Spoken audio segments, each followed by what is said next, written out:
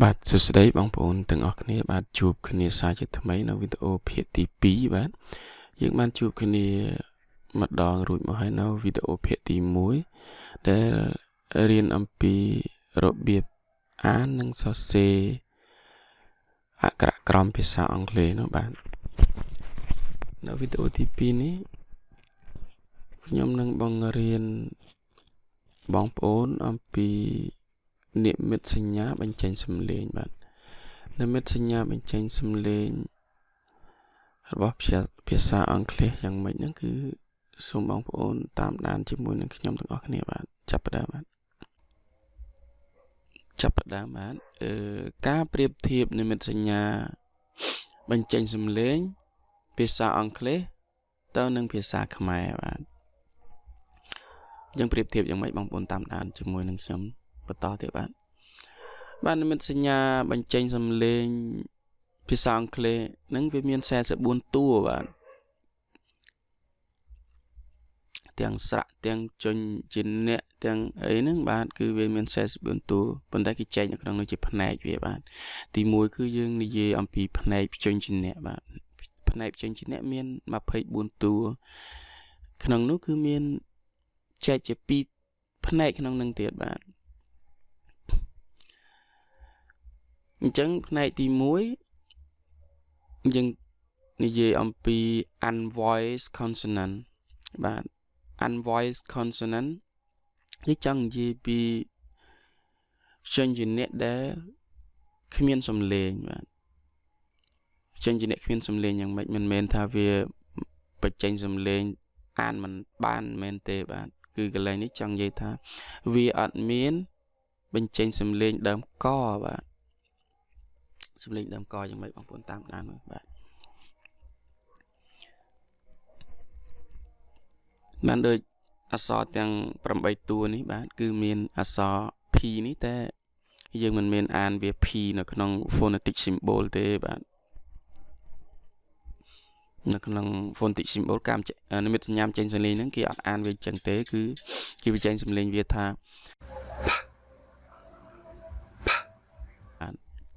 នេះស្មើនឹងអក្សរផូឬក៏ផបាទនេះដែលយើងហៅថាប្រៀបធៀបនិមិត្តសញ្ញាបញ្ចេញសំឡេងភាសាអង់គ្លេសមកភាសាខ្មែរយ៉ាងនេះបាទអានេះគឺស្មើនឹងអក្សរថឬក៏ធូនឹងបាទអានេះគឺស្មើនឹងអក្សរខបាទអានេះគឺបាទអក្សរ F នេះដែលយើងបញ្ចេញសំឡេងវាស្មើអក្សរ for ដែលយើងថាហោចចង្វោនេះបាទសូមបញ្ជាក់ប្រាប់បងប្អូនដែលថាភាសាខ្មែរយើងអត់មានពួកអានេះអក្សរ F អក្សរតកោទឹកអក្សរ A នេះអក្សរនេះអីសិតពិបាកណាស់ក្នុងភាសាខ្មែរយើងគឺអត់មានការបញ្ចេញសំឡេងទេអញ្ចឹងខ្ញុំនឹងធ្វើវីដេអូក្រោយបាទតាក់ទងនឹងការបញ្ចេញសំឡេងពួកនេះឲ្យបានត្រឹមត្រូវបាទពួកនេះគឺត្រូវការហាត់មើលមិត្តបាទមើលមិត្តគេធ្វើមិត្តយ៉ាងម៉េចដាក់ដាតយ៉ាងម៉េចស្អីយ៉ាងម៉េចបានបងប្អូនយល់បាទអានេះគឺជាការត្រួសសម្រាប់ឲ្យបងប្អូនស្គាល់ថា unvoiced consonant មានស្អីខ្លះទេបាទប៉ុន្តែ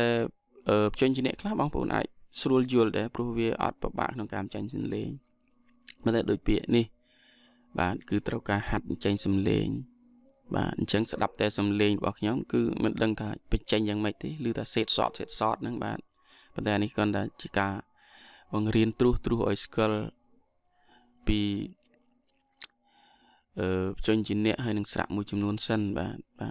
ញ្ចឹងបន្តទៀតអានេះគឺអក្សរ S នេះគឺយើងមានថា S ទេនៅក្នុងនិមិត្តសញ្ញាបញ្ចេញសំឡេងគឺយើងបញ្ចេញសំឡេងបាទនេះគឺដូចកង់ធ្លាយកង់អីចឹងណាបាទចេញខ្យល់មកចាបាទអានេះគឺយើងនិយមហៅថាតកោទឹកបាទវាស្រដៀងតកោទឹកមែនឯងបាទអញ្ចឹងយើងបញ្ចេញសំឡេងវាដូចដេញមិនបាទបាទបញ្ចេញសំឡេងបាទហើយអានេះអក្សរនេះគឺស្មើអក្សរសដែរគឺខ្ញុំប្រាប់បងប្អូនត្រួសតែបងប្អូនអាចបានមើលវីដេអូឃើញខ្ញុំធ្វើមិត្តមិនអីមិនទេបាទអក្សរនេះគឺយើង đặt đạt dương chênh một kháng cao mà bạn đặt chênh cao cũng ôi mình liền đạt thế nó cứ đặt chênh cao smơ nâng dương đặt đầy chênh ôn mật dương cho tới liền đạt chênh môn tích bạn cũng ôi về liền hú bế cái dương chênh xâm lên thnom muốn bạch chăm prang này bởi sao bóng phồn để mình thlập bên chênh xâm lên nữa cứ bóng phồn thơ tao về đội tao về rừng kiêm rừng mật ấy chẳng bạn chẳng chênh nhân thuê ở sợ đạm bạn bóng phồn về chia bởi bóng phồn bạn khơi đạt nhóm mật nhóm thuê bóng phồn về chia chênh xâm lên trao tê bạn trút sân cho bạn anh ấy cứ bạn chúng ta mình sẽ cho bạn giờ bắt tiết cứ voice consonant bạn voice consonant cứ miền đọc ra môi tú bạn voice consonant cái chẳng gì bị chuyên trình nét để miền sầm lên đam cò bạn hào thảo voice bạn cứ miền đọc ra môi tú ní cứ miền an thà bi thế nào bạn được nhóm bị chết bị càng lơ mà hỏi ta cứ chừng an thà anh ấy b nhỏ bạn đạo to ho mò chỉ mùi tê bạn tại còn đam trút oi bóng phồn bạn có sân tê bạn bạn sẽ sợ bò anh ấy bạn nó cứ sợ đo đôi bịa dog đôi bịa dot bịa they ấy nó bóng phồn á bạn cứ phải miền em có được g nó sợ ho chừng cô để dừng đôi bịa go good bóng phồn là class cất ắt với tranh sẽ lên đam con chứ cái thắc good thắc cô bạn men thì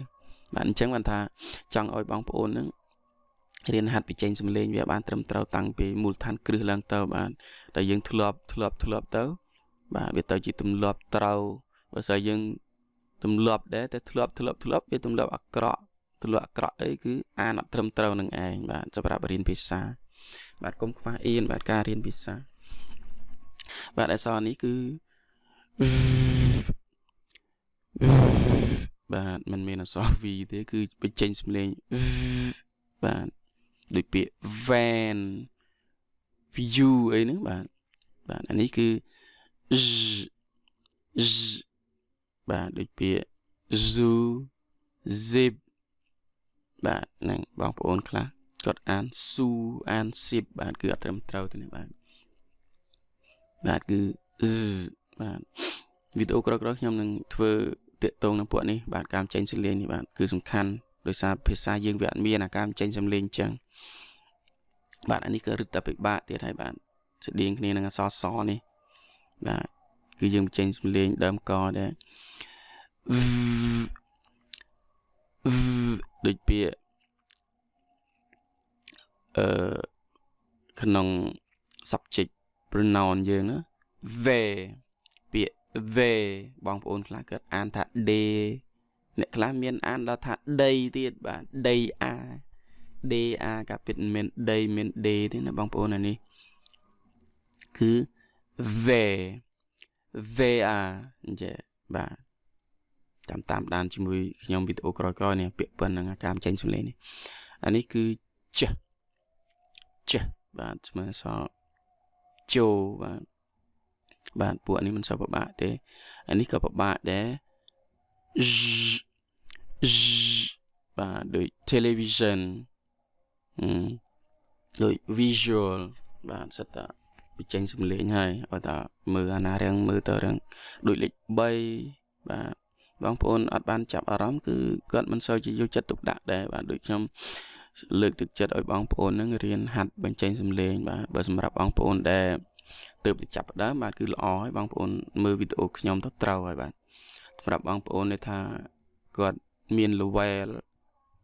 មធ្យមឬក៏ខ្ពស់ហើយបើគាត់មិនដែលធ្លាប់យកចិត្តទុកដាក់បងប្អូនអាចមើលវីដេអូខ្ញុំទៅអាចរបៀបថាកែសម្រួលឡើងវិញមកបាទអានេះគឺបាទនេះគឺស្មើអក្សរហសាខ្មៅយើងអានេះលបាទស្មើអក្សរឡូឬក៏ឡបាទភាគច្រើនគឺឡូឡរគឺអក្សររ៉ូនេះឯងបាទណាបាទសុខបាក់ទេព្រោះនេះអត់មានការចេញសលេងអានេះគឺបាទស្មើអក្សរមួយដូច man ដូចពាក្យអីចឹងណាបាទ man មេអីចឹងទៅអានេះនេះស្មើនឹងអក្សរ no ដូច nose បាទ nose ច្រមុះហ្នឹងណាបាទអានេះស្មើអក្សរ no ដូចពាក្យ sing ច្រៀងណា song ឃើញទេបាទអានេះសិតនៅក្នុង phonetic symbol ទេបាទនេះគឺស្មើអក្សរ vowel ដូចអញ្ចេះដែរតែបញ្ចេញសលេងខុសគ្នាអានេះអានថាបញ្ចេញសលេងថាវ៉ាមិត្តយើងរៀងស្រួចទៅមុខវ៉ារៀងស្រាលវ៉ាបាទបញ្ជាក់ម្ដងទៀតដល់អានេះគឺឃើញខុសគ្នាទេបងប្អូនណាដល់អានេះគឺវ៉ាអានេះយេស្មើអក្សរ yo បាទ yes ស្មើអក្សរ yo ដូចក្នុងពាក្យថា yes ឃើញទេបងប្អូនបាទផ្នែកទី2បាទចូលមកដល់ផ្នែកទី2ផ្នែកទី2នេះគឺយើងនិយាយអំពីស្រៈ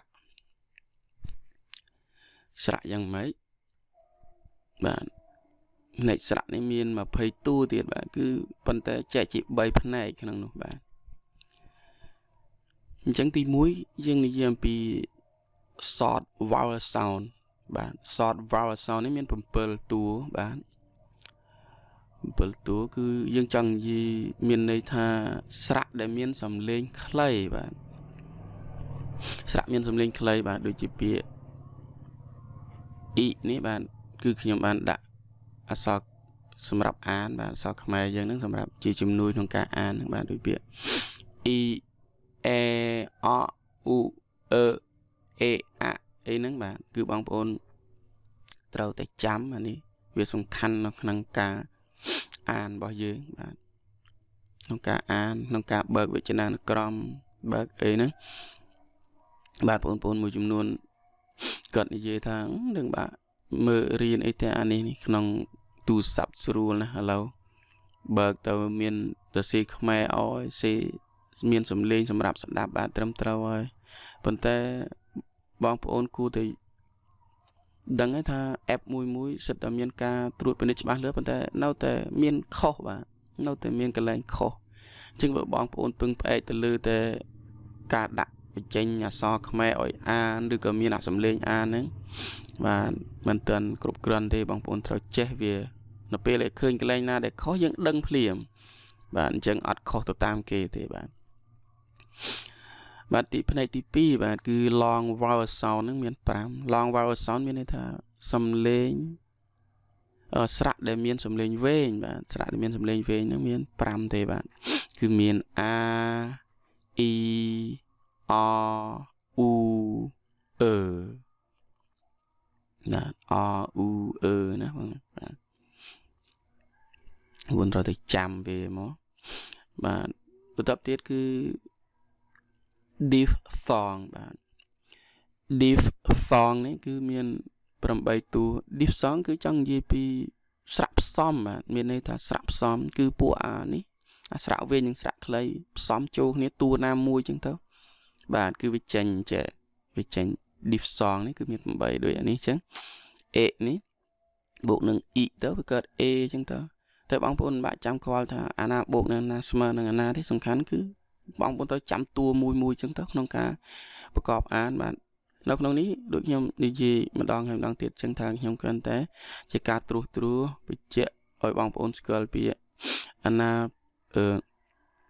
ស្រៈវែងស្រៈខ្លីអីយ៉ាងម៉េចអាណាស្រៈផ្សំសិនទេបាទខ្ញុំអត់ទាន់បានលើកឧទាហរណ៍មកទេវីដេអូក្រោយៗខ្ញុំនឹងធ្វើឧទាហរណ៍ដើម្បីពួកយើងរៀនប្រកបអានតែម្ដង A នេះយ៉ាងម៉េចអីយ៉ាងម៉េចខ្ញុំលើកឧទាហរណ៍បាទនេះគឺ O បាទឃើញទេអានេះ I អោអយបាទគឺ A កន្លែងនេះមាន2តែវាកាន់សំឡេងវារៀងខុសគ្នាបន្តិចបាទអញ្ចឹងបានខ្ញុំប្រាប់បងប្អូនថាកុំអោយពឹងផ្អែកទៅលើអក្សរខ្មែរបាទវាអត់ត្រូវ 100% ទេហើយបងប្អូនមួយចំនួនទៀតជាពិសេសគឺសិស្សខ្ញុំអីជាដើមហ្នឹងគឺគាត់ចូលចិត្តទៅសេអក្សរខ្មែរពីខាងក្រោមពាក្យហ្នឹងបាទដូចពាក្យណាគាត់អត់សូវច្បាស់អញ្ចឹងដូចគាត់អត់ចាំពួក phonetic symbol ទាំងអស់ហ្នឹងគាត់ប្រកបអានអត់ត្រូវគាត់ទៅសេអក្សរខ្មែរសំនៀងខ្មែរអញ្ចឹងណា bạn chẳng cam tranh sinh lên vì mình đang tranh sinh lên mấy tiết đó cần là khơi nhà sọ khmer chẳng chuyện sẽ đánh cứ dương trâu ta đăng về việc tranh sinh lên vì bạn để sọ khmer để pôn rồi cái bóng pôn dương dùng thà đội biển nào của bạn xe nè bạn để dương tên để dùng hào lên thà bê tông srom nè bạn cùng tụm lập nâng ai kê bán cả kê khác tao bạn đối bị nâng này chẳng thà để cho mấy cái này xe che nhóm mặt đừng ta xe mấy đây bạn này tới nhóm thà này xe che tao này cứ riêng xe tây sập tao bớt xâm lên với khóc nên tịnh tuổi vậy đây